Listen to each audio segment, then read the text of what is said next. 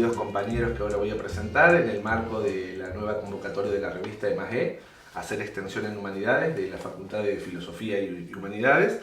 Es una revista con 2 números anuales y por lo tanto, en este caso, la convocatoria habilita hablar de, entre otras cosas, infancias. Entonces voy a presentar a quienes van a deleitarnos, a compartir unas experiencias de trabajo conjunto que se vienen haciendo desde hace años, pero también encontrarnos de otros lados, no solamente de determinadas prácticas y conocimientos, sino también de las experiencias y las afectividades que han circulado en este espacio desde hace mucho tiempo. Bienvenido Daniel Leme. Daniel es profesor en la Facultad de Filosofía, en la Escuela de Ciencias de la Educación, y también es el coordinador de un programa que tiene el Ministerio de Educación de la provincia de Córdoba, que se llama Escuela, Familia y Comunidad. Viviana Amado, la estimadísima Viviana Amado, es profe en la Facultad de Lenguas y hace muchos años viene trabajando en la Secretaría de Extensión de nuestra facultad. Y Carlito Zulkin, el Charlie como yo le digo, él es coordinador dentro de la Secretaría de Extensión de una de las áreas que se llama Intervención y Acompañamiento Territorial.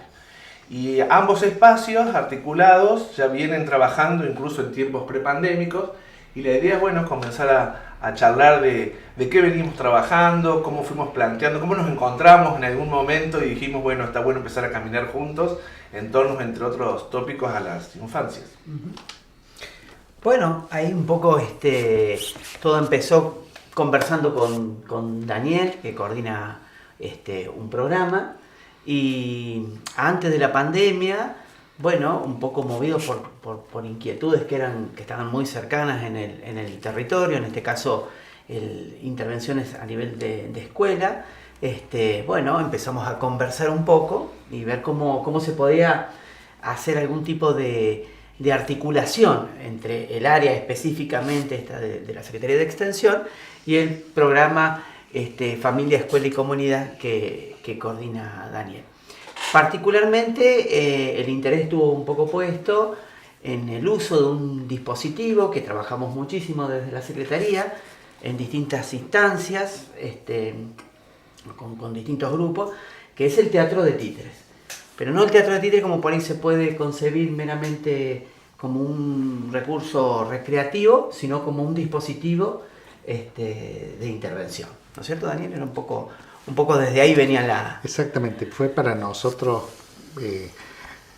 por un lado, conocer el trabajo que ya venían realizando con este dispositivo y ver la sintonía que había en el modo de concebir ese tipo de intervención que habilita palabra, que habilita intercambios, que permite que los sujetos se pongan en relación, mediados por algún tipo de objeto cultural que permite que los modos de hacer, de ver, de pensar, incluso de habitar los espacios, y bueno, se vean interpelados y puedan recrearse, digamos, ¿no?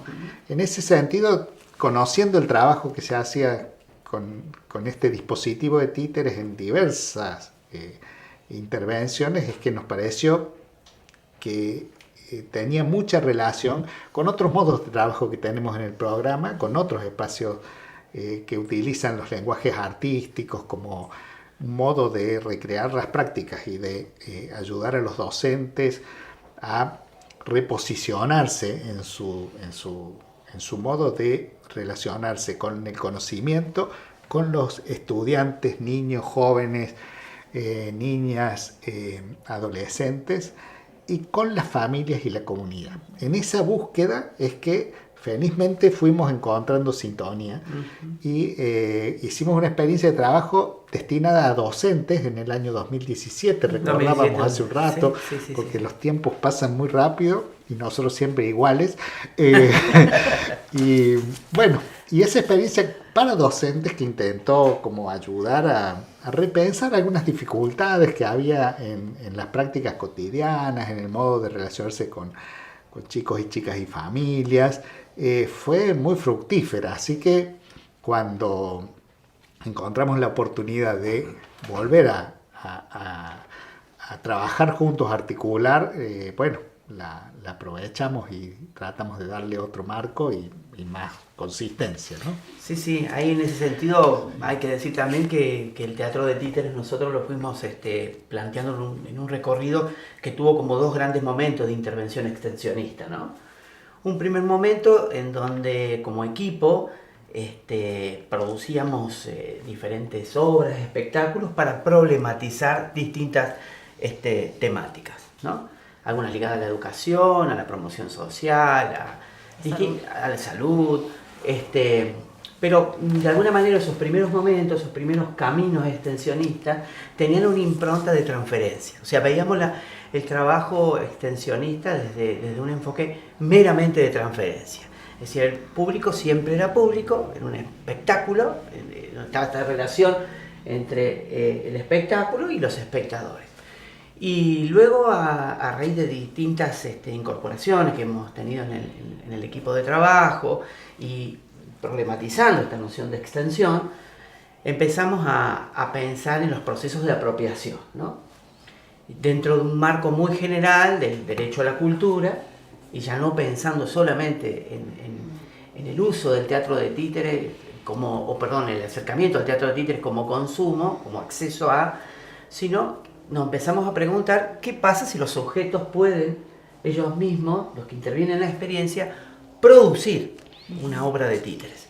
Esa ha sido la gran preocupación extensionista, es decir, cómo construir en conjunto con nosotros, ¿no?, una metodología de trabajo que le permita a las personas con las cuales interactuamos en los territorios, que les permita apropiarse, digamos, de esta herramienta y dándole el sentido que un poco compartía Daniel, ¿no?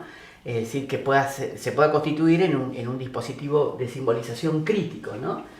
Por un lado, es decir, que permita tomar cierta distancia frente a realidades que están muy naturalizadas en el día a día, y por otro lado, que integre estos otros modos de representación, ¿no? Ya como charlábamos recién, ya no la hegemonía de la palabra, ¿no?, del lenguaje solamente, sino convocar otros lenguajes. Y en el teatro de títeres la verdad que eso está servido, es decir, las posibilidades son infinitas porque es un arte, un género teatral que de movida integra la plástica, integra el teatro, integra la música, ¿no? Es decir, que en sí es una propuesta muy, muy integral y que puede justamente hacer contribuciones o favorecer otros procesos con los niños, ¿no? Eso es un poco lo que estábamos viendo. Sí, ahí cuando vos decís,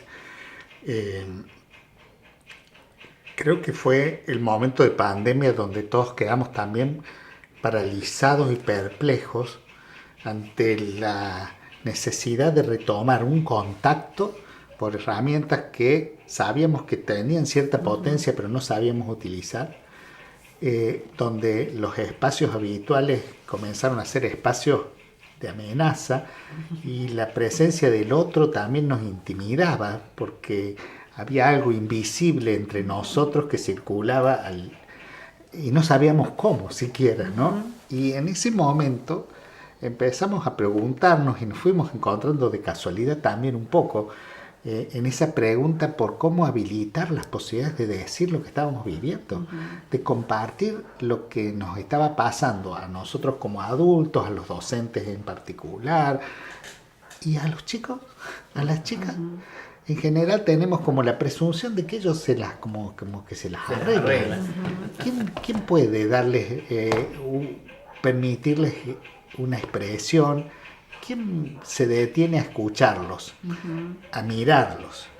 La escuela ha sido un lugar particular de la infancia y ha sido un lugar y sigue siendo uno de los espacios privilegiados donde los chicos, las chicas son mirados y escuchados. Y muchas de las situaciones de su vida que son extraescolares pueden salir a luz gracias a que hay miradas atentas, amorosas, preocupadas, implicadas, que se detienen y preguntan qué le pasa a Jennifer, al Dylan, ¿qué pasa? ¿Por qué? ¿Qué le está pasando? O cuando una demanda se convierte casi en una expresión, que se desamordaza cuando un niño en medio de un partido de fútbol se saca la camiseta acalorado y se encuentra una marca en la espalda. ¿Qué le están haciendo a Jonathan? Esa mirada que la escuela amorosamente tiene, sin saber muy bien que la tiene, porque lo hace casi de taquito, en marco de esa tarea escolar cotidiana de transmitir conocimientos, esa mirada empezó a estar eclipsada, tapada. ¿Qué estaba pasándole a los chicos en la infancia? Esa preocupación que nos iba surgiendo había surgido también en otros recintos y fue como el primer espacio de encuentro. Nosotros decimos, como desde nuestro programa pensamos cómo generamos actividades que no sean solo transmisión de conocimiento, sino cómo les ayudamos a los docentes a pensar actividades que permitan que los chicos vuelvan a tener ganas, deseo de encontrarse, de aprender, que puedan contar cosas, que puedan intercambiar entre ellos, porque estaban en una relación radial con el docente. ¿Cómo lograr que intercambien entre ellos? Bueno, eso fue haciéndonos pensar de nuevo en el juego, en estas actividades que justamente nos ponen como sujetos y nos hacen olvidar del lugar donde estamos y dedicarnos a disfrutar y a interactuar y a intercambiar. Y bueno, la posibilidad del teatro de títeres, como otras, apareció como excepcional para vehiculizar estas posibilidades, para que la palabra acceda, pero portando a sujetos que tienen dolores, miedos, angustias, esperanzas, sueños, preguntas. Y bueno, y el tema era cómo llegar a tantos chicos. Y ahí esa es la función multiplicadora que tiene la escuela, ¿no? En ese sentido, con todas las crisis que ha pasado como institución, sigue teniendo una potencia, porque ese es el espacio de la niñez, de la juventud. Y allí los jóvenes se hacen jóvenes, los niños viven la infancia que a veces no pueden vivir en otras condiciones o en otros momentos de su día, donde tienen que hacerse cargo de casi vivir en situaciones de adulto. En la escuela se puede ser niño, niña, se puede jugar, se aprende, también se pelea, se dirimen diferencias y por lo tanto uno también va separándose del otro y construyendo una identidad, una subjetividad. Bueno, en esa línea el teatro de títeres era como una herramienta mágica, junto con, por ejemplo, los cortometrajes o los mensajes de radio. Usamos mucho de esos recursos. Ahora, en este caso necesitábamos articularnos, asociarnos para darle más potencia. Y eso me parece que fue maravilloso como experiencia, como aprendizaje, como posibilidad para los docentes y las docentes y también para nosotros como equipo técnico.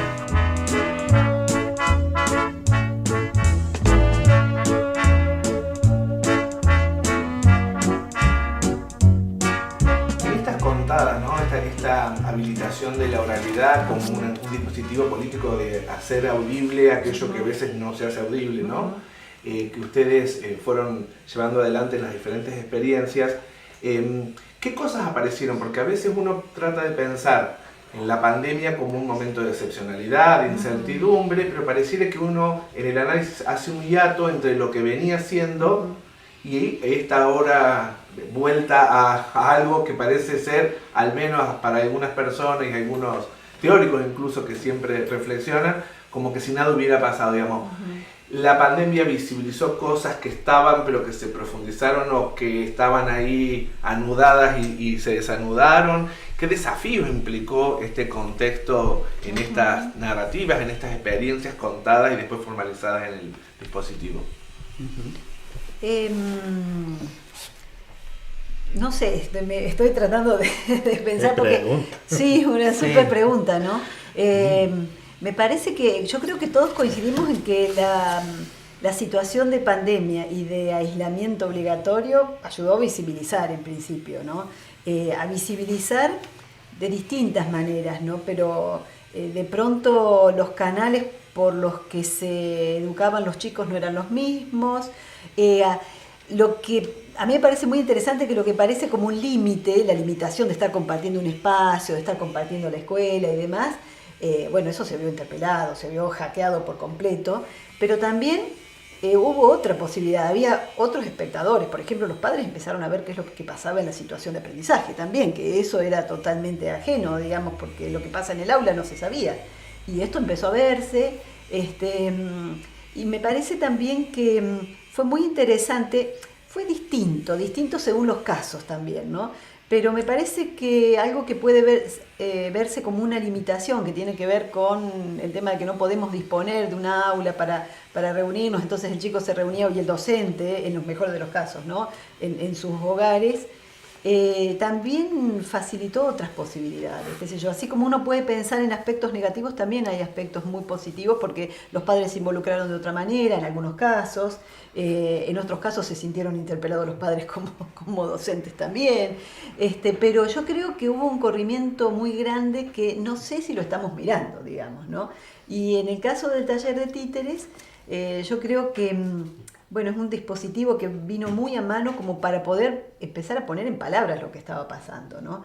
Y poner en palabras a veces de manera consciente y otras veces de manera inconsciente en las historias que se presentaban, qué es lo que estaba pasando y qué es lo que estaba pasando en el mundo interno, ¿no? En todo ese mundo interno que yo creo que coincido con lo que vos decías, normalmente no miramos, me parece, a los chicos, a ver qué les estaba pasando a los chicos en ese momento, ¿no? Y yo creo que es un gran interrogante y que el taller de títeres en ese sentido lo permite, ¿no? Da la palabra, hablamos de distintas formas de representación, vos decías, Carlos decía de las distintas formas de lenguajes que integra el taller de títeres, pero bueno, en principio nosotros partimos de recuperar historias que les hayan pasado a los docentes, que les hayan pasado a los chicos. Y primero lo que tiene que hacer es tratar de organizar mentalmente esas historias para representarlas con el lenguaje oral, ¿no? Y después de esa primera forma de representación que compartimos, en la situación de pandemia los compartimos mediante las pantallas, comenzamos sí a construir, a ficcionalizar esa historia y ahí ya ingresan otras formas de representación. Representación plástica, la representación dramática, las formas de representación corporal también que se trasladan al títere. Entonces, hay una integración de distintos lenguajes o de formas de representación que nos permiten visibilizar ese mundo interno, ¿no? Empezar a contar algo no solamente desde el lenguaje oral, pero inicialmente es así, digamos, el lenguaje oral permite organizar la experiencia cotidiana, que en sí es un caos. Uno va seleccionando esa experiencia cotidiana, distintos elementos, y le va dando un formato de narrativa, ¿no? Para compartirlo con los demás. Esa es la idea. Sí, yo recuerdo siempre en el programa, uno de los integrantes del programa es un actor de teatro, Giovanni Quiroga, un gran actor de teatro, y él siempre dice una frase, ¿no? En relación al teatro, que es que construir una mentira que de alguna manera dice una verdad. Uh-huh. Y de algún modo este proceso de construir metáforas, de hacer literatura, de hacer teatro, de dramatizar algo, permite justamente que se puedan manifestar cosas que de otro modo nos costaría. Claro. O ni siquiera sabríamos cómo. Uh-huh. Apenas balbuceos. Esto permite, de alguna manera, esta distancia que decía Carlos, uh-huh, permite que eso que de alguna manera aún casi desconocemos de nosotros mismos, claro, empiece a salir de manera artística con estos otros lenguajes y por lo tanto a ocupar un lugar en la discusión pública también, en la conversación pública, a poder ser tomado por el otro, porque si no, bueno, estaremos hablando de un espacio terapéutico y claro, no hablamos de un espacio terapéutico. No. Hablamos de que algo de los procesos subjetivos y de la subjetividad emerja para ser puesto en la mesa como un elemento de intercambio, de conversación, para que pueda inscribirse en tramas que permitan sostenernos y sostener. Esa lógica me parece que es una de las más importantes. Cuando podemos construir discursos, y es más, discursos compartidos, porque el teatro supone que somos un grupo, tenemos que negociar qué contar y cómo. Tenemos que ahí pensar qué historia, cómo esa historia que al final es la que al final la tuya era la más graciosa, entonces tomamos la tuya, pero ¿cómo esa historia me dice a mí también? ¿Y qué parte me toca a mí? En ese proceso de negociación, lo que era el discurso de cada uno comienza a construirse en representación social, en discurso compartido. Cuando eso sale, empieza a interactuar con el otro. Allí aparece una trama. Y esa trama es la trama que permite, nos parece a nosotros, interpelar los modos de hacer y el lugar que le damos al saber. Por eso también nos parece importante, porque, bueno, los sujetos lógicamente vamos acostumbrándonos a hacer las cosas como las hacemos y tendemos a recorrer los mismos caminos y por eso aparecen los senderos, porque uno cruza el campito por determinado lado y allí vamos armando senderos y eso está muy bien porque son atajos, pero a veces eso nos oculta que hay otros caminos posibles, que hay otros modos de hacer, que hay otros territorios por recorrer.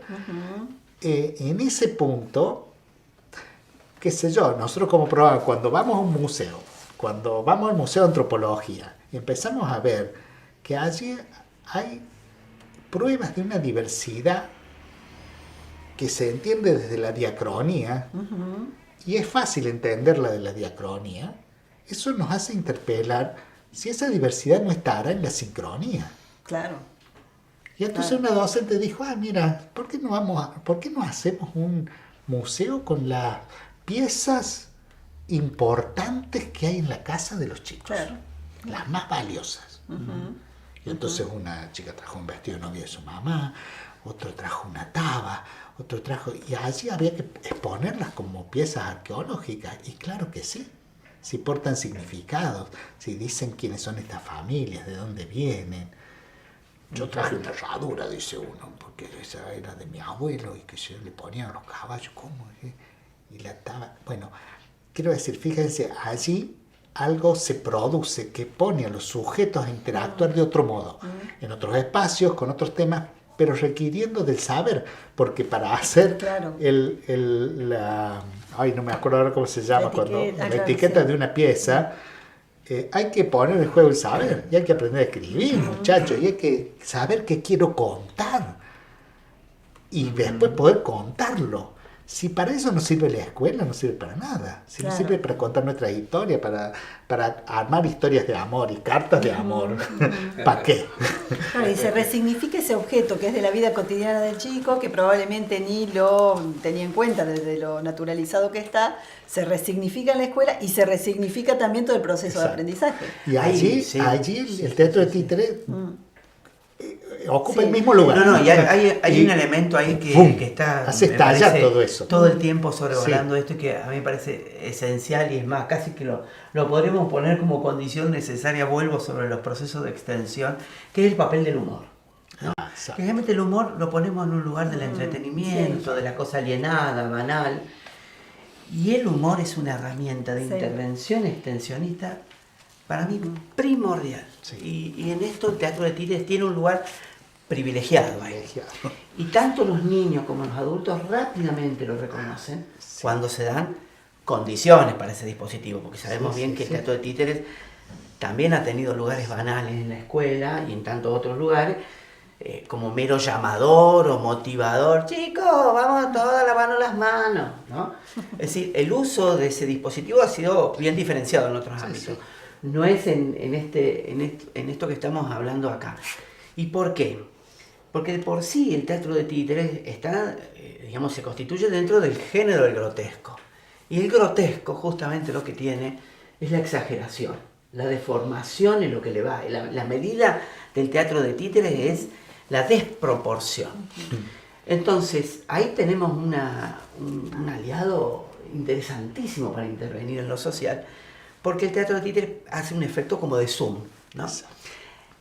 Para decirlo en criollo, el niño rebelde en una obra de títere es ya lo más, ¿no? Casi que no existe en la realidad un niño tan rebelde como un niño que puede aparecer en una obra de títeres. Una directora, autoritaria por ahí, o con rasgos muy personalistas, en el teatro de títeres adquiere toda una dimensión que exacerbada y que es muy interesante. Y sobre todo lo está planteando un personaje que, como bien decía, es muy interesante esa idea de una mentira hecha verdad, ¿no? Lo plantea un objeto animado que cobra vida en el escenario y que en tanto objeto intermediario le podemos reconocer ciertas cualidades.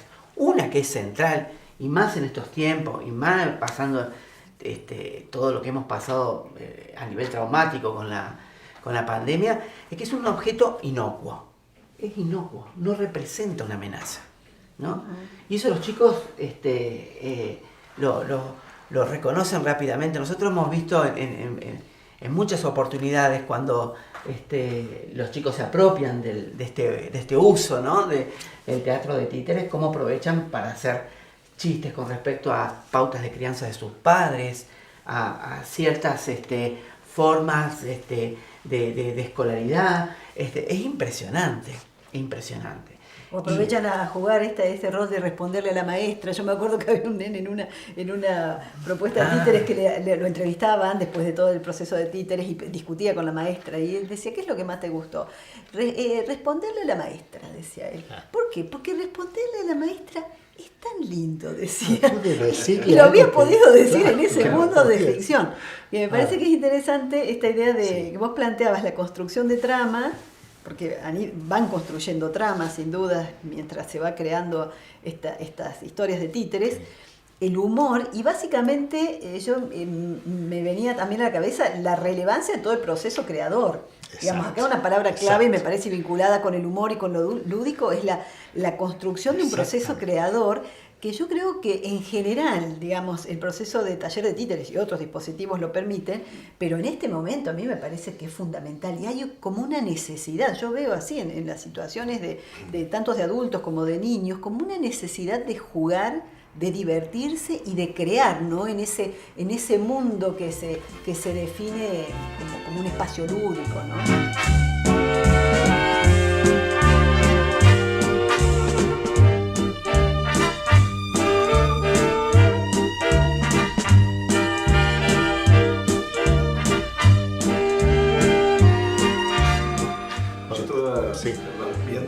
Tratando de estas convergencias que ustedes están presentando, me imaginaba cómo estamos pasando por ahí de definiciones primarias y primeras que por ahí tienen mucho vicio de académico, ¿no? Claro. ¿Qué son las infancias? Entonces definir la infancia como en una mirada ahistórica, porque las infancias, como cualquier otro recorte que uno haga, son siempre en contextos específicos históricos.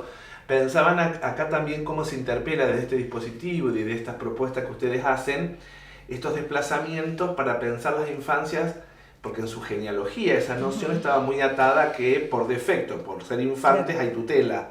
¿No? Y cómo acá los dispositivos habilitan a que las infancias sean actores centrales, que además vienen a veces disruptivamente, pienso, pero también desafiantemente, a decir cosas que a veces en espacios muy normalizados no dicen, ¿no? Yo siempre le digo a mis estudiantes, a veces la literatura tiene licencia y tiene posibilidades de decir cosas que la ciencia no se lo permite. Bueno, un problema de la ciencia, ¿no? Pero cómo el dispositivo está permitiendo decir, interpelar y subvertir ciertas cuestiones. Como el traje del emperador, digamos, que el que dice la verdad es justamente un niño, ¿no? Es muy importante. Bueno, todo lo que plantearon Carlos, Vivi y ahora vos, me parece que es central para ir como armando este rompecabezas del dispositivo, ¿no? De la idea de dispositivo, porque ahí lo que hay es una especie de autorización a la autoría. Claro. Primera cosa que me parece fundamental. Y uno piensa, ¿cómo? Yo ayer pensaba, hace 28 años que voy a dar la teoría de Piaget.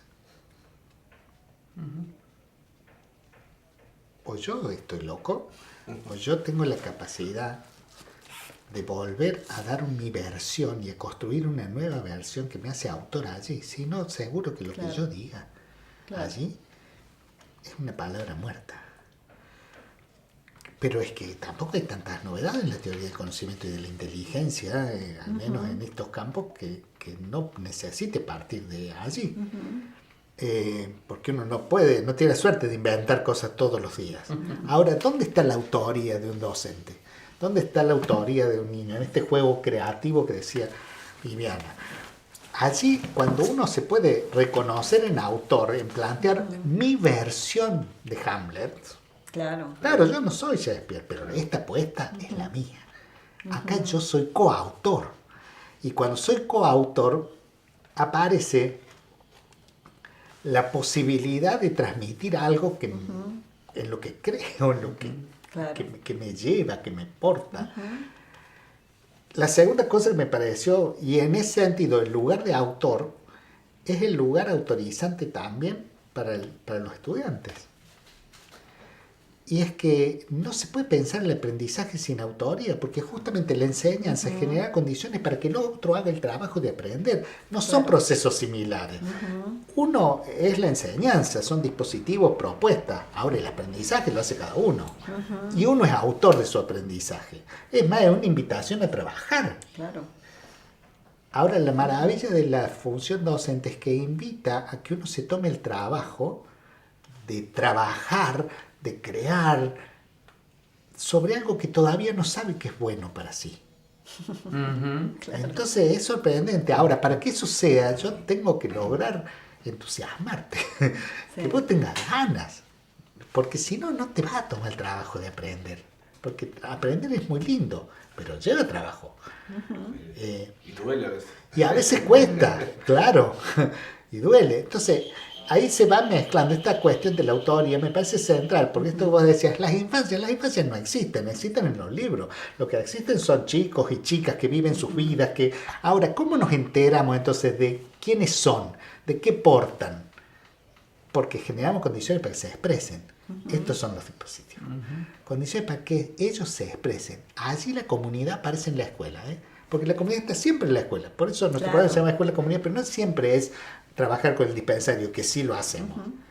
Es que la comunidad está portada por las prácticas que todos llevamos todos los días a la escuela. Nuestros modos de ver el mundo, de habitarlo, nuestros prejuicios, nuestros modos de usar el cuerpo, nuestro aguante para estar sentado cuánto tiempo.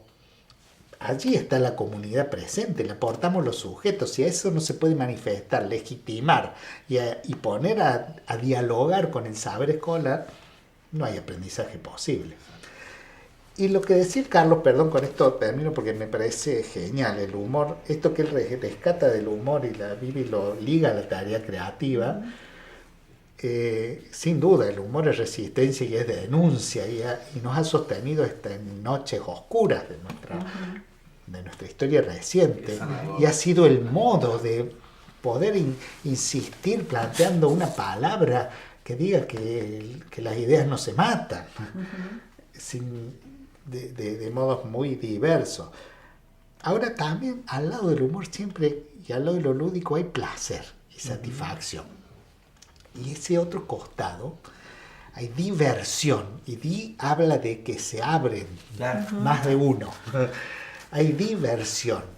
Y entonces, allí me parece que estos dispositivos, y el teatro del títeres de manera particular, permite restaurar, restituir satisfacción y placer en actuar.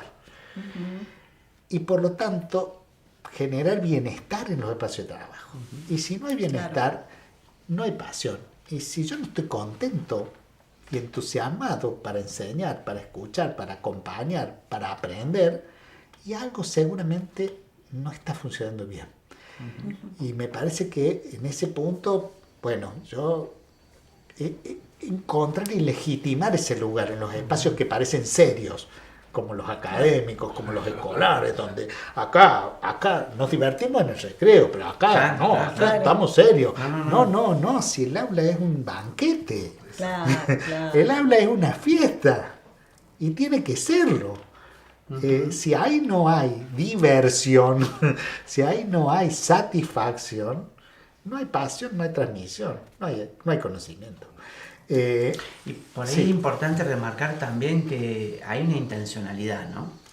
Porque también hemos visto muchas intervenciones extensionistas desde el arte y desde la cultura que por ahí, no sé, se plantean como desde cierta lógica mágica, diría yo, como si las cosas estuvieran dadas, ¿no? Como si yo pongo que irrumpe, y ya de por sí el arte y la cultura en general, o el arte, vamos a incluirnos en eso, en la escuela, en la currícula tiene un papel secundarísimo, así es casi la cenicienta de y entonces ahí me parece que hay que hacer un esfuerzo grande para estudiar investigar y sistematizar las intencionalidades que tenemos toda vez que ponemos en marcha dispositivos tan complejos, ¿no? Porque justamente tienen una complejidad muy, muy particular. Para nosotros ha sido toda una preocupación eso siempre, porque, bueno,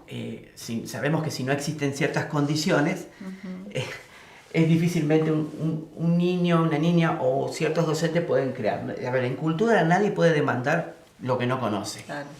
Entonces hay una primera cuestión de accesibilidad, de correr ciertas barreras que puedan haber, y que hace que los chicos cuenten con, y las personas en general cuenten con una reserva mayor de imágenes para desde ahí crear. Claro. Esto es, cuanto más los niños y niñas accedan a los cuentos, al cine, al circo, al teatro, ¿no es cierto?, a todas las modalidades artísticas, van a estar en mejores condiciones. Nosotros creemos que los procesos creadores, ya que lo tocó Vivi también, se enseñan y se aprenden. No es algo que está dado, como que la realidad estaría dada por niños que... ¿Sos creativo o no sos creativo? Sí. Que es la típica en la escuela. Josecito, baila vos que bailas bárbaro. Claro. Que fulanito lea la poesía porque es desenvuelto. Y nosotros creemos fuertemente que en ese trabajo del dispositivo hay una intencionalidad muy fuerte, y más si estamos trabajando en un proceso extensionista donde hay todo un compromiso, y deben haber aportes también concretos, en este caso de los equipos universitarios, en diálogo, por supuesto, con el territorio. Pero nos parece central el tema de la intencionalidad, ¿no? Sí. De no una cosa que, porque es arte, deviene, va a suceder. No, sabemos que le hacen bien a los chicos, todos los chicos les gusta pintar, todos los chicos les gusta dibujar. Sí, no. Claro.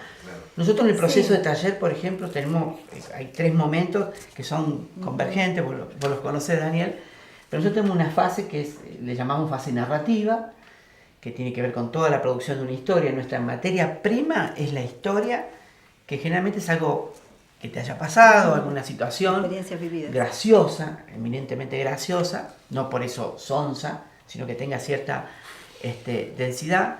Después un momento de trabajo plástico, donde también hay toda una intencionalidad trabajada para promover que la construcción de los muñecos y escenografía ascriban al arte como conocimiento, en principio, no como un entretenimiento más que se puede hacer de cualquier manera. No, tratamos de acercar herramientas que atiendan, en principio, un problema bien central en el arte, que son los estereotipos, ¿no?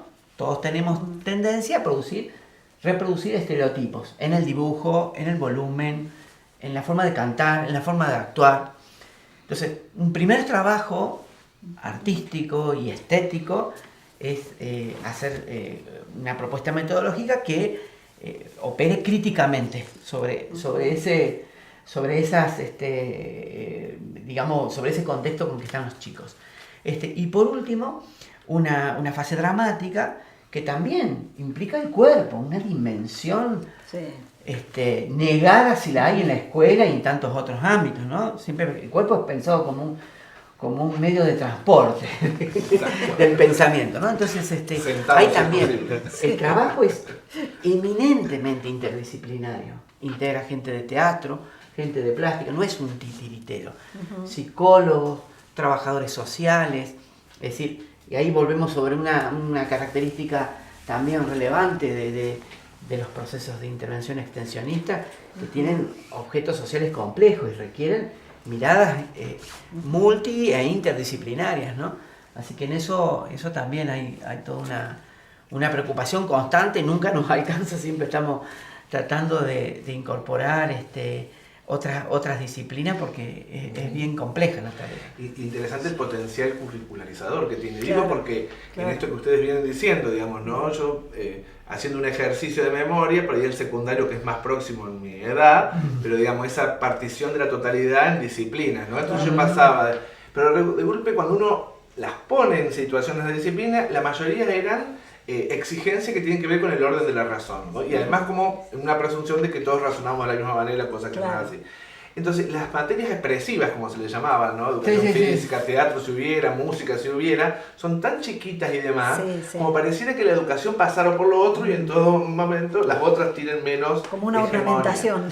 Como este dispositivo crítico me parece que también viene a interpelar las concepciones de educación, la concepción de partición disciplinar y la importancia de habilitar que uno aprende oliendo, que uno aprende sintiendo las texturas, los sabores que se ponen en juego en la tarea. Sobre todo una cuestión que la escuela es muy remanida, que es la cuestión de la fragmentación, ¿no? Que por eso desmotiva muchas veces, porque los chicos, como decía Daniel, están aprendiendo cosas que no saben o no tienen conciencia cuándo les van a ser útiles. Si hay algo que los niños aprecian en este tipo de propuestas y dispositivos, es la cosa integral. Primero, un proyecto que tiene sentido. Nosotros generalmente los procesos los iniciamos mostrando una obra de títere. Claro. Es como la zanahoria. Ellos ven el producto final y dicen, claro. El niño entiende y dice, vamos a escribir para esto, vamos a escribir vamos a hacer a esbozar una historia que tiene sentido con esa práctica, con ese producto, con esa actividad. Vamos a pintar para esto, vamos a recortar figuras, no sé. Es decir, las distintas acciones que va integrando la conformación de ese dispositivo tienen un horizonte que tanto los niños y los adultos, ni que hablar, lo perciben rápidamente. No es tema la vaca, no es una tarea aislada. Ahora viene esto, aquello que es algo que muchas veces en la escuela se da. Bueno, en otro caso, ¿en qué contexto uno o cómo uno genera las condiciones para que el tema sea un árbol? Porque ahí está lo maravilloso de la posibilidad de pensar y de pensar con otros. Que es que de un árbol se puede hacer un poema maravilloso, como el de Machado, al olmo viejo hendido por el tiempo y en su unidad podrido por las lluvias de abril y el sol de mayo. Eso pudo haber sido un excelente tema de redacción de la escuela, el olmo. Si hay condiciones allí para que algo pase, y eso es lo que genera sentido, como vos decías.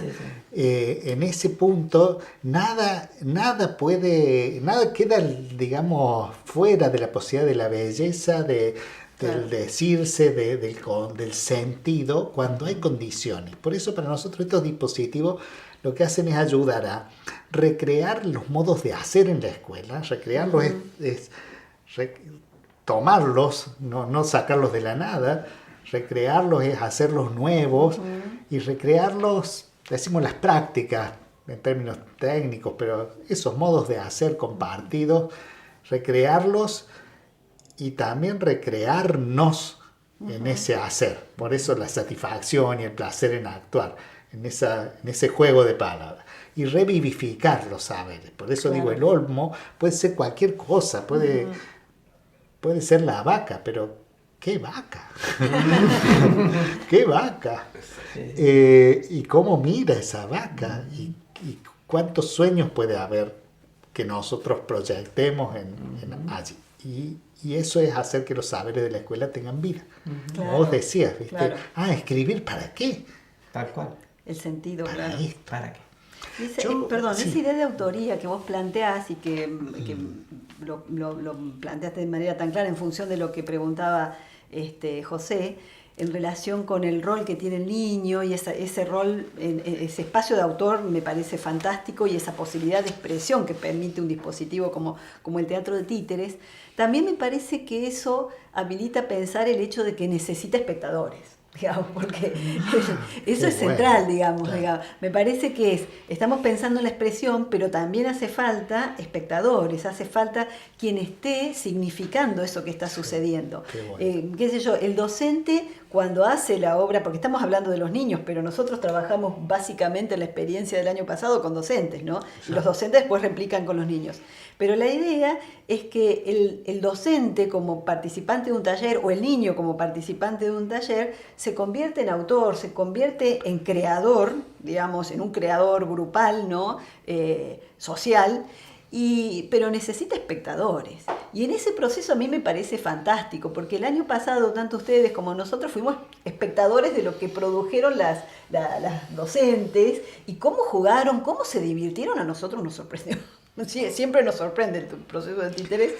Y el docente a su vez es espectador de lo que sucede, y en ese momento se desdibuja el rol del docente que está observando como mediador, lo digo en primera persona también, ¿no? Como mediador entre lo que es deber ser, lo que se tiene que enseñar, y uno se saca de ese rol, se relaja y es espectador. Eso es lo que me parece que es fascinante. Vivi, a mí me parece tan fuerte este subrayado que vos haces, porque yo creo que no hay noción de autoridad pedagógica hoy por hoy interesante si no incorpora la idea de autoría, tanto en el docente como en el aprendiente. Claro. Tal cual. La autoridad pedagógica no tiene que ver con el saber ni con la institución que te lo legitime, te lo acredita. La autoridad pedagógica tiene que ver con esa capacidad de dar tu versión, de producirla, de crear con otros y de transmitir la felicidad que da conocer. Y en principio que te da voz. Y descubrir. Digamos, uno lo puede coordinar, claro. Y segundo, la posibilidad de subvertir, porque, claro, es más, el propio dispositivo fue subvertido. Si hay algo que define al teatro de títere, es la no sé, la presencia de lo efímero que se hace en un tiempo y en un espacio. Y terminamos filmándolos. Claro. Y ahora eso, que es el momento ese único, se transforma en otro lenguaje y hubo como una traducción a otro, podríamos decir, producto cultural, que es un video sobre una obra de títere. Sí. Y bueno, pero es que ya no es la obra de títeres, ahora es un video sobre la obra de títeres, una producción audiovisual sobre eso, y ahí se subvierte el propio dispositivo para hacer otra cosa. Claro. Y eso lo generó también la pandemia, porque cómo hacíamos para llegar tan lejos y juntarnos a ver si no podíamos juntarnos, etcétera, etcétera. Ahí es donde toda dificultad se convierte en desafío y permite la posibilidad creadora, ¿no? Y esto está interesante. y cierro nada más con lo de, con lo del el espectador, es que claro, es que así se da. Sí. ¿Para quién escribimos? Se puede expresar, sino pero para... si no hay escucha, una escucha Exacto. atenta, porque ese también... Vos Sí, podés ver un chico que central. se está entreteniendo, y no es un chico el que se está Y entreteniendo. la en el identidad proceso. también tiene que ver con lo que el otro te devuelve como reconocimiento. Y entonces ahí van Incluso es muy cerrando interesante, circuito. hay Sí. una fase que por ahí, por los tiempos en que se han dado las experiencias, ¿no es cierto? Es la instancia del ensayo. Que Sí. tiene una densidad. Hay dos instancias que son maravillosas Sí, en el teatro de sí, títeres, sí. en estas experiencias que se han hecho. Una es el ensayo, que es cuando los nenes son críticos teatrales, como esos que vemos, pero críticos. No, a ese personaje no se lo ve bien, no se le entiende lo que dice, si entra acá sería más gracioso, si hace la voz acá, allá, ¿por qué no le haces una guitarrita? Aportes, pero que son interesantísimos, que ayudan a co-construir digamos, la historia. Y otra instancia que es maravillosa, que se pareció bastante a la jornada de cierre que vos tuviste, José, que es el Festival de Títeres. Sí. Es ese dispositivo del dispositivo, ya que estamos Sí, hablando sí. de las cosas que... Sí. Eso es maravilloso, porque a nivel territorial vos podés trabajar con un barrio. ¿Y te parece que Marqués de Sobremonte es Marqués de Sobremonte? Está nominado urbanamente, usted que es antropólogo sabrá más, pero como que somos parte de esto. Y resulta que determinado sector está influenciado por determinada historia, conquistas sociales, por tareas que hacen los papás, por cómo llegaron a ese sector. Y el dispositivo hace visible eso. Y cuando se juntan todas las escuelas, de repente, ¿no? Qué sé yo, 10 escuelas, y cada una viene con una obra de títeres del Marqués de Sobremonte, por ejemplo, es maravilloso. Hay otra que es el Festival del Diálogo de Saberes, realmente. Es estrictamente el diálogo de saberes, porque vos ves cómo los niños o los adultos, depende, traen sus temáticas, sus preocupaciones, sus deseos, traen no solamente cómo viven, sino cómo les gustaría vivir, porque el teatro de títere es infinito, digamos, se pueden mostrar cantidad de cuestiones. Yo creo que la potencialidad también está en cómo interpela las lógicas naturalizadas de los vínculos, porque hay un vínculo pedagógico otro, ¿no? A mí se me viene Freire a la cabeza, digamos, ¿no? Es un vínculo pedagógico que es la clave en tanto relación social, que uno vuelve a apostar por renovar un contrato que no existía y que habilita posibilidades otras, ¿no? Sí. Y tal vez este desafío, porque a veces no sabemos cómo se va a desencadenar, es el desafío que tienen que tener los espacios educativos, ¿no? Sin duda. Se interpelan a cambiar ciertos contratos que hemos establecido en cualquiera de los niveles, digo, porque estamos pensando en un sistema educativo muchas veces o simplemente restringido a los ámbitos del aula, y el contexto pareciera que solo aparece si alguien dice lo que dice en ese espacio, pero también me parece esta dimensión extensionista en la cual la extensión per se ya está habilitando otras formas pedagógicas que a veces el ámbito escolar ortodoxo no habilita, ¿no? Sí. O la comunidad. En el nivel de lo vincular, sobre todo. Yo pensaba al escucharte, por ejemplo, en las primeras experiencias que realizamos de talleres de títeres en el año 2002, en el noroeste de Córdoba, de la provincia. Yo me acuerdo que había una maestra que decía, yo de pronto pude conocer a mis alumnos, porque empezaron a contar, o sea, se habilitaba la palabra, tenían que contar experiencias vividas. Entonces decía, empezamos a contar experiencias, y yo de pronto veía a un nene que a veces venía enojado, y yo decía, seguro que se acostó tarde, empezaba a tener como una mirada evaluativa, y él decía que no le gustaba porque antes de venir a la escuela tenía que ir a darle de comer a los chanchos. Yo no me imaginé que ese nene tenía que hacer esa tarea, y no me imaginé que era un malestar con el que él venía. Hubo otra nena que decía que le preocupaba porque tenía que hacerle el desayuno a sus hermanitas y no tenía a veces leche, y llegaba mal al colegio. Entonces, descubrirlos en otras facetas, ellos estaban muy sorprendidos, los docentes, porque estaban por primera vez reconociendo quiénes eran sus alumnos. Entonces, las experiencias vividas permiten esto, el relato de experiencia vivida, y Carlos decía, nosotros partimos de relatos de experiencias personales, que cuentan los chicos, que cuentan los maestros, los padres, también hemos hecho talleres con padres, pero ellos cuentan, normalmente tratamos de que presenten historias graciosas, y a veces después dicen, bueno, es gracioso ahora que lo cuento, no cuando me pasó, dicen, ¿no? Pero también nos pasó en una oportunidad, a Carlos le pasó en una oportunidad en Río Negro, que un nene contó en su grupo, en el elenco con el que iban a hacer la obra de títeres, contó que él había sufrido mucho cuando se había muerto su caballo. Y entonces se generó todo un clima difícil, a veces es difícil para el adulto, para el docente, coordinar esa situación de angustia, de dolor de los niños, pero en todo el proceso de ficcionalización, y ahí retomo esta idea de autoría y demás, y la idea de cómo van sus deseos también, que planteabas recién, los chicos de manera grupal fueron construyendo otro final para el caballo. Entonces encontraron un remedio justo que lo revivió al caballo, y fue sin duda un proceso de recuperación para la historia de ese chico también, digamos, algo que está en el deseo, que en la realidad no va a pasar, pero que en la ficción pueden, y ellos en esa autoría pueden darle vida a ese caballo, que me pareció fantástico, ¿no? Sí, en extensión me parece que es central pensar esta relación tan básica de realidad y fantasía, o realidad e imaginación, ¿no? A veces en extensión no es normal, común que se piense en esa relación, se piensa en una cuestión más de la realidad y desde lo racional, y me parece especialmente cuando se está trabajando con infancia es una dimensión clave. Primero porque los límites no están tan precisos, ¿no? Los chicos están construyendo, ¿no? Y justamente se parte de la construcción muchas veces de algunos elementos de la realidad. ¿Sí? Entonces, y eso que es bueno para la extensión universitaria, en nuestro caso es muy bueno para la escuela, digamos, porque cuando la escuela abre sus puertas, sus ventanas, cuando esa porosidad de las paredes implica intercambios significativos, que ingresen otros con otras lógicas, y eso es un modo de nuevamente interpelar lo conocido, lo habitual, Claro.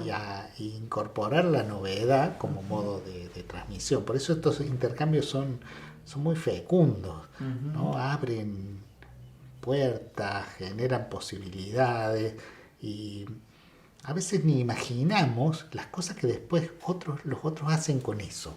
Claro. Y eso es maravilloso, retornar después. Anoche yo contaba una experiencia que hicimos justo con Valeria de cortometrajes en una clase.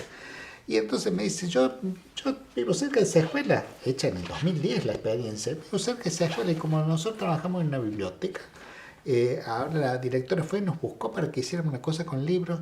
O sea que se ve que algo de eso que pasó allá siguió. Claro. Me dice esta estudiante de ciencia de la educación. Y yo dije, wow, ese es como la muestra de que el otro después con eso hace otra cosa. Claro, eso Sí. es fantástico. Que es nueva, diferente y en muchas ocasiones, en las más de las veces, mejor de lo que uno genera.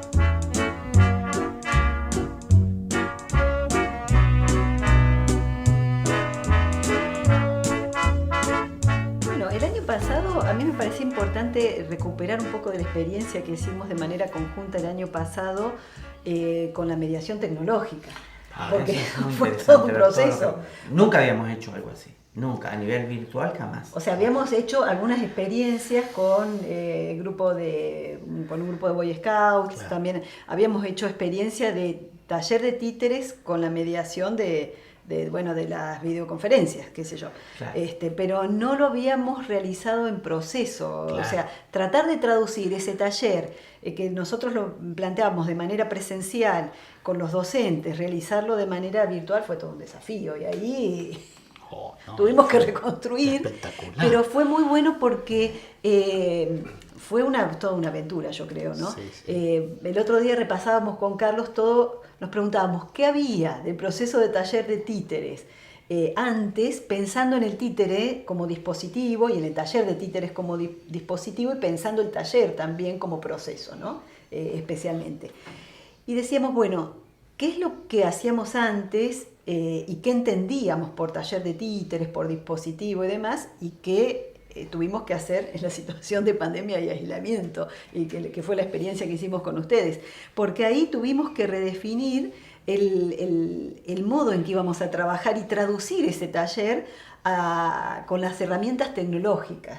Entonces, para nosotros fue fundamental, como primera decisión, que lo habíamos conversado inicialmente, el hecho de definir una herramienta, una aplicación que nos permitiera sustentar eso que no iba a estar dado por la presencialidad. Entonces planteamos distintas formas, que la plataforma de la Facultad de Filosofía, planteamos la posibilidad de hacerlo con Classroom, veíamos qué conocimientos de tecnología tenían los docentes, porque la tecnología ayuda, pero tenés que tener un conocimiento previo también. Entonces pudimos lograr trabajar con una aplicación que es Genially, que normalmente uno lo utiliza para presentaciones y demás como apoyo para las exposiciones, pero acá nos parecía muy bueno armar como un cuaderno, una carpeta electrónica, qué sé yo, y fuimos armando. La aplicación permite organizar con formato de libro, permite integrar videos, audios, integrar a su vez otras aplicaciones como un Padlet, que es una pizarra digital, que permite la participación con audios, con videos y demás de los docentes. Entonces nos permitió eso tener como un organizador gráfico, o como un organizador Audiovisual. sí, y multimedia, digamos, ¿no? Que permitiera integrar distintos lenguajes con el lenguaje del taller de títeres. Sí, sí, sí. Y bueno, entonces planteábamos hoy que una de las primeras acciones que se realiza en la propuesta nuestra de títeres es que los docentes, los talleristas, docentes o niños, relaten sus experiencias personales. Y bueno, en ese caso, como eran varios docentes, no podíamos escuchar a todos, entonces planteamos, que en esos 15 días que mediaban entre un encuentro y otro, ellos subieran un audio en un Padlet contando su experiencia personal.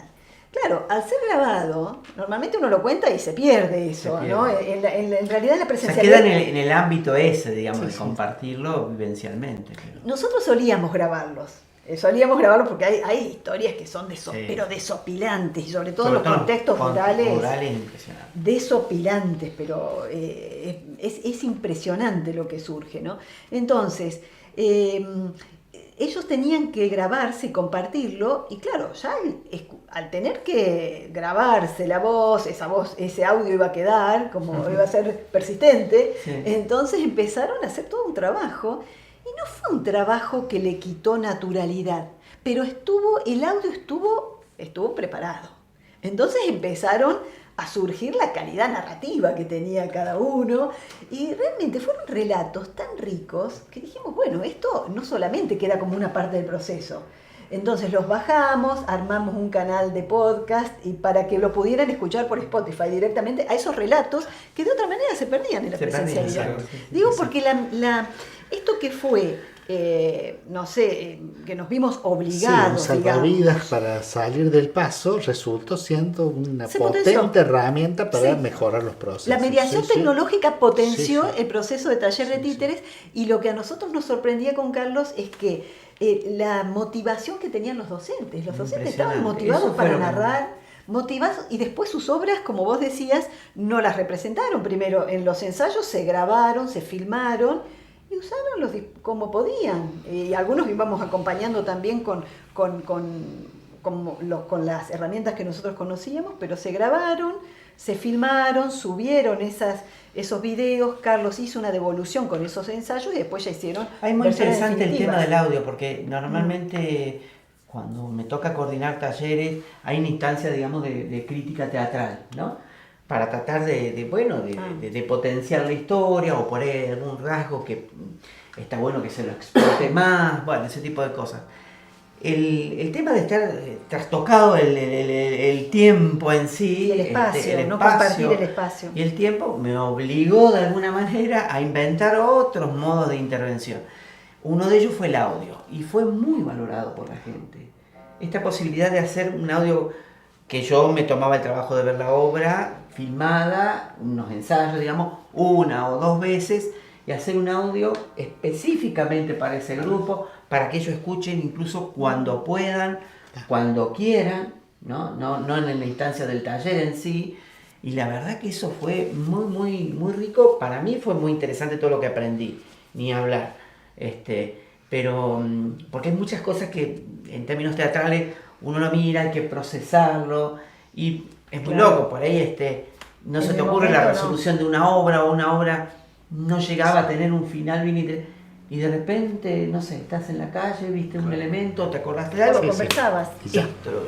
Entonces, Sí. ahí eso, la verdad que lejos, yo arranqué tengo que confesar, con mucho prejuicio cuando Con hice la la invitación, el programa, 8 escuelas de Villa 9 de Julio, digo, se nos va a desgranar todo, van a perder el interés, van a ver un muerto hablando.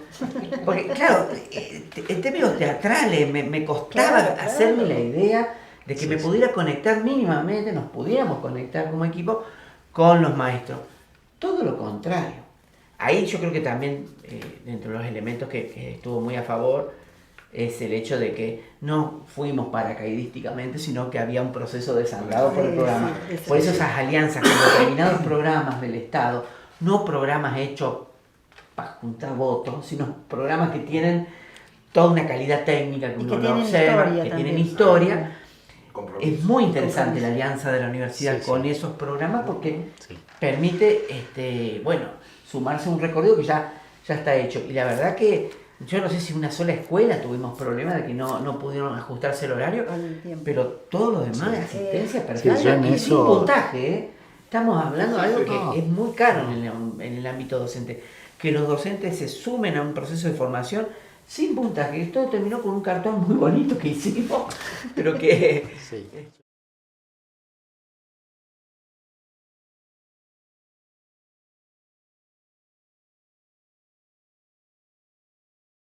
Me preguntaba yo, a partir de todas las experiencias previas, esto que se reconfiguró en el contexto de la pandemia, con esos nuevos desafíos que ustedes tan claramente nos contaron, ¿Tienen algún horizonte de trabajo ahora pensado? ¿Cómo andamos ahora en esta supuesta vuelta en el fin de la pandemia? ¿Qué compromisos han estado intercambiando y por dónde van a caminar, digamos, sería?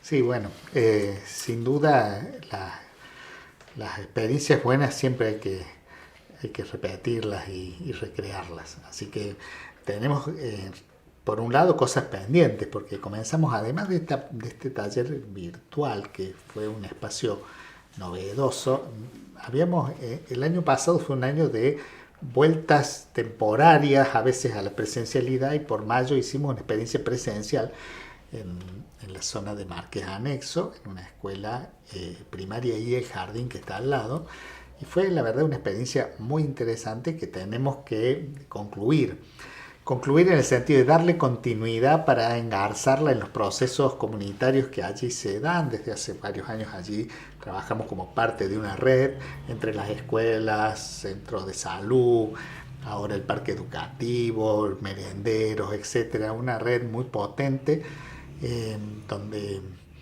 las instituciones educativas junto con la gente del dispensario, gente de mucho compromiso y de mucha pasión por la tarea, venimos realizando en un proceso que ha sistematizado espacios de intercambio comunitario que culminan después del Día de la Palabra, que es en mayo, la Feria del Libro de una de las escuelas municipales Mutualismo Argentino, que suele ser en junio, en un espacio que llamamos la Semana Cultural, que es un espacio de todas las instituciones, y que ya debe ser su cuarta o quinta y nos gustaría mucho que las producciones de los títeres ya pasaran también a ser una vivencia presencial en ese espacio, donde la consigna y su lema fue por primera vez salir al encuentro, y siempre siguió siendo el mismo lema: salir al encuentro del otro para poder reconocernos en todas nuestras potencialidades. Así que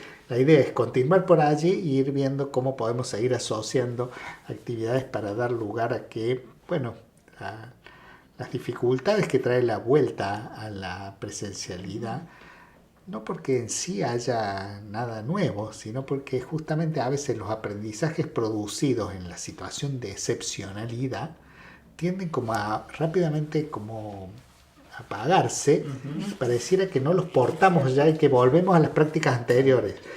Y ya no nos podemos dar el lujo de volver a las prácticas anteriores. Hemos aprendido cosas muy importantes y tenemos que recrearlas también. Tenemos que usar eso aprendido. Decía Vivi, aparecían los padres en las clases.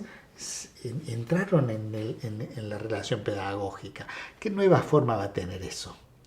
No puede ser la de antes de la pandemia, pero tampoco puede ser una mixtura que no tenga sentido de roles diferenciados, de modos de acompañar como adultos diferentes a los chicos y chicas. Entonces, en esto se nos presentan nuevos desafíos, y creo que, estas posibilidades de intercambio y articulación son potentes y hermosas. Para nosotros, la verdad que renovar ese vínculo nos allana mucho el camino, nos ayuda a que la universidad pública esté en el lugar donde tiene que estar, es indiscutible que tiene que estar. Y en cuanto a la propuesta en sí, me parece que viene una etapa interesante, porque el movimiento que digamos que está faltando para poder completar todo esto es el propio trabajo de los niños y niñas con el dispositivo. Hasta el momento nosotros hemos estado trabajando con los docentes que están trabajando con los niños, digamos, ¿no? Dentro de una figura de mediadores. Bueno, ahora lo interesante es ver cómo eso puede no reproducirse, porque sabemos que ni réplica, no nos gusta ni la idea de réplica ni de reproducción, pero sí que se entre a jugar el dispositivo desde el propio sentido que también le quieran imprimir los propios grupos de niños y niñas. Así que el desafío está puesto ahí. El año pasado una de las escuelas empezó a hacer ese movimiento. El año pasado nosotros trabajamos con 7 u 8 escuelas de toda la zona de Villa 9 de Julio y algo creo que también del noroeste. IPB, Argüello Norte, Lourdes, exactamente. Sí, de varias. Esos maestros se conformaron en elencos y hicieron el proceso de taller, todo como contábamos anteriormente. Pero una de esas escuelas, además de esa instancia con nosotros, después siguió, por estas cosas que siguen, ¿no? Desde cierta autonomía, y organizó un festival de títeres en la escuela, donde los que actuaban eran los docentes. Imagínense, los chicos públicos y los docentes haciendo las obras de títeres. Es como una situación ahí intermedia. Muy interesante, nos mandaron imágenes, cerraron la escuela, agarraron todas las aulas, en cada aula había como el showcase, una obrita de títeres distinta. Algunas tenían que ver con lo que habían elaborado con nosotros, otras fueron nuevas. Pero lo interesante ahora es lo jugoso, ojalá podamos avanzar, aparte todo lo que hagamos en términos de post-pandémico, en términos de lo simbólico va a ser poco, realmente hay mucha necesidad de contar qué nos pasó, cómo estamos, qué sentimos, y ahí hay un territorio bien fértil para el teatro de títeres, así que esperamos poder dar esa vuelta como hicimos en Bowen en aquel momento también, donde se trabajó directamente con los niños. No nosotros, sino los docentes que ya van a pasar primero van a compartir con nosotros toda una instancia de formación. Sí, yo no quiero dejar pasar la oportunidad para agradecerle profundamente, digamos, ¿no? el trabajo. Ahí se nota cómo el trabajo en las instituciones siempre tiene un plus cuando cada uno se hace como cargo, ¿viste? Y acá ustedes abrieron la casa también para trabajar en ese momento, y con esa generosidad fueron sumando. También a mis compañeras del equipo que trabajaron, a Aldana, Teizedú, Florencia, Ferreira y Alicia, que ellas fueron soporte, andamiaje para ir permitiendo que esto pasara, y bueno, a las autoridades de la Dirección de Desarrollo Curricular, Capacitación y Acompañamiento Institucional, desde la cual formamos parte, porque ellos habilitaron la posibilidad de estos encuentros. Sin esas habilitaciones institucionales que permiten que las fue un horario especial. Claro, que las acciones se sustenten, tengan sustento, tengan posibilidad de sustentabilidad, dicho con la misma palabra, sería imposible trabajar. Así que yo les agradezco muchísimo, y a la facultad que tanto quiero y queremos. Y bueno, es emocionante verla salir a la cancha. Sí, siempre. A compartir en las comunidades con los que más necesitan. Porque si esa es la universidad pública que queremos construir, ahí vemos el sueño que tenemos por delante. Tal cual. Bueno, yo primero y principal agradecerles el aceptar el convite, aparecer en este nuevo número de la revista. Me parece que además dispusieron de tiempo y creo que este espacio fue un espacio más que un cierre, que sutura. Ustedes largaron varias pelotas a picar, entonces estamos esperando que vengan otros para que siga, ¿no? Digo, para pensar en la asociación libre, diría Buber, estos planos asociativos. Y a mí me parece, para darle significación desde otro lado, tomar una licencia, ¿no? Dado mi rol de antropólogo, yo me imaginaba cuando ustedes, además de haber conocido la experiencia in situ, digamos, pero me imaginaba mientras ustedes iban narrando y en estos efectos de clasificación, me hacía acordar un poco a los mitos teotihuacanos, ¿no? Mito en el sentido positivo, de algo verdadero, de algo que es contado, ¿no? Como vieron que se usa ahora, mito es todo mentira. Todo Sí, sí. Como verdad sagrada. Exactamente, entonces el mito teotihuacano lo que hace es primero emplaza espacios como un lugar de religión, pero no religión como un sistema de creencias, sino de religarse, ¿no? De religarse de otro modo. Y el mito, aún cuando habla de hombres, y vamos a decir hombres, mujeres o todo lo que quiera parecer, dice, en esos espacios de religación es donde los hombres se pueden llegar a transformar en dioses y los dioses en hombres. Y a mí me parece que esa gran sabiduría acá está como esta instancia de lo posible de que las infancias sean dioses también, ¿no? Sí, qué maravilla eso que decís. Bueno, muchas gracias. Muchas gracias.